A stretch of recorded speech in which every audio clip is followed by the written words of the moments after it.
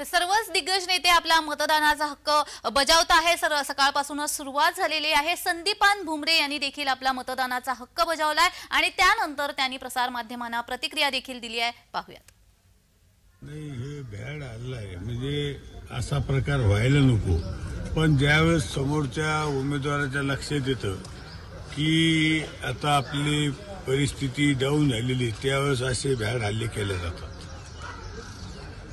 आणि अंबादास दानवेंनी जे विलास बापूविषयी वक्तव्य केलेले, मला वाटतं हे वक्तव्य कोणी असून द्या, उद्या कोणालाही प्रसंग असतो, पण मला वाटतं बापू दवाखान्यात आहे आणि बापू दवाखान्यात असताना बापूबद्दल भाषणात जे काही वक्तव्य केलं की बापूला दरोडेखोरांनी मारलं, बापू म्हणजे वेगवेगळी चर्चा केली, तर मला वाटतं हे अंबादास दानवेला हे सोबत नाही।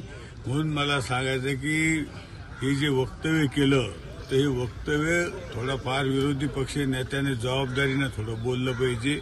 बापू त्या दिवशी 4 वाजेपर्यंत प्रचारात होते आणि वक्तव्य केलं की बापूला दरोडेखोरांनी गुंडांनी मारलं, तर बापूला गुंडांना वगैरे मारलं नाही। बापूला चक्कर आली, बापू गॅलरीत पडले आणि हे जे वक्तव्य केलं, तर मला वाटतं हे वक्तव्य हे चांगलं नाही।